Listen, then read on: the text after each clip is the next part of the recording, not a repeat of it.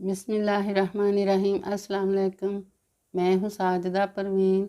उम्मीद करती हूँ कि आप सब खैरियत से होंगे। आज हम बनाने लगे हैं साबुत माश की दाल।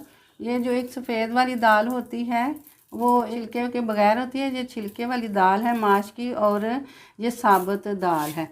तो इसको हम आज इसकी रेसिपी बनाने लगे हैं। सबसे पहले ये मैं आपको बताऊं कि 1 किलो दाल है और इसमें मैं ये 6 किलो पानी डाल रही हूँ, क्योंकि मैंने इसको भिगोया नहीं है।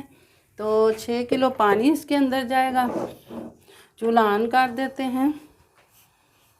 ये 2 अदद छोटे साइज़ के मैंने ये प्याज काट के डाल दिए हैं। 1 गट्ठी मैंने ये लहसुन की काट ली है। आप साबुत भी डाल सकते हैं, मगर इस तरह काट कर डालने से दाल का जो जायका है वो अच्छा हो जाता है। ये 2 अदद टमाटर हैं। इस दाल में अगर टमाटर ना भी डाले जाएं तो कोई बात नहीं। और ये 2 अदद मैंने हरी मिर्चें काट के डाल दी हैं।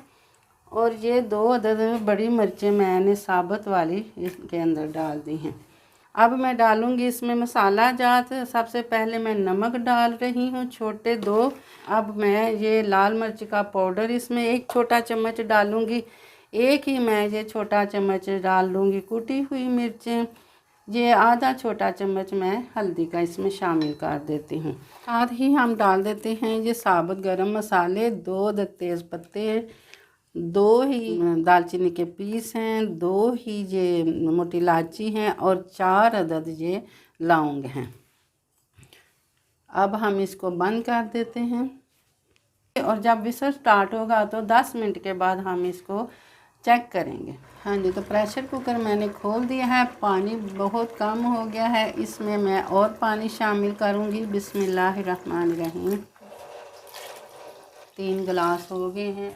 ये 1 बड़ा चम्मच मेथी का, साथ ही हम इसको मसल कर शामिल कर देते हैं और इसको भी मिक्स कर देते हैं। अब हम इसको ऊपर से ढक देते हैं। जब उबाल आ जाए तो आपने चूल्हा आस्था कर देना। हाँ जी, तो दाल को उबाल आ गए हैं। मैं चूल्हा जो है वो कम कर देती हूँ ताकि हल्की हल्की आंच पर दाल हमारी जो है वो पकती रहे। वैसे तो दाल गल गई है, मगर 5 मिनट के लिए हम पानी डाल के दोबारा पकाएंगे।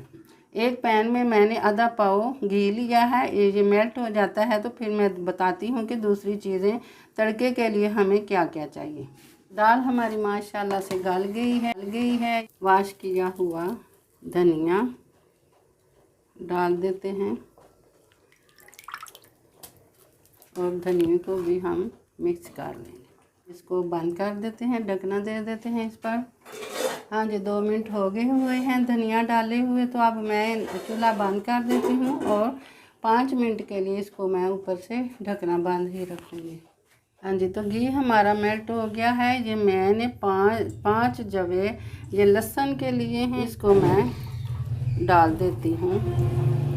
गरम गरम घी में मैंने ये लहसुन की 5 जवे इसमें डाल दिए हैं। इसको हल्का सा ब्राउन करूँगी और इसके बाद और क्या डालना है वो मैं आपको बताती जाती हूँ साथ साथ।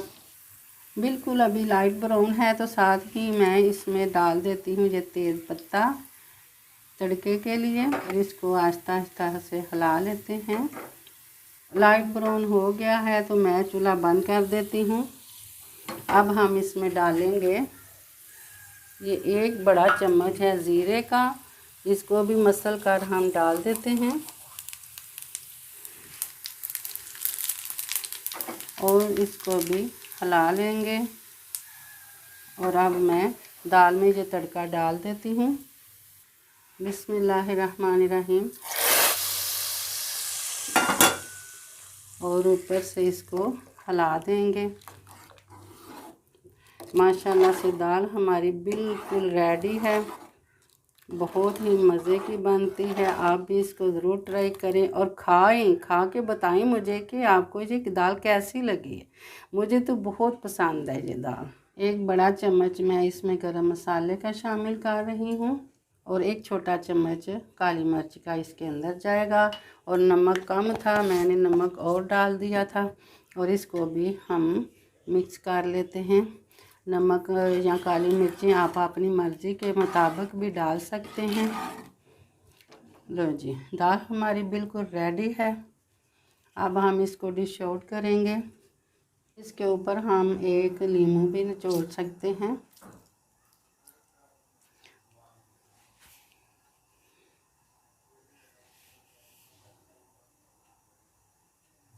दाल हमारी बहुत ही मज़े की टेस्टी बनकर तैयार हुई है। आप इसको चम्मच के साथ भी खा सकते हैं, चावलों में डाल के भी खा सकते हैं, पराठा चपाती सब के साथ आप इसको खा सकते हैं।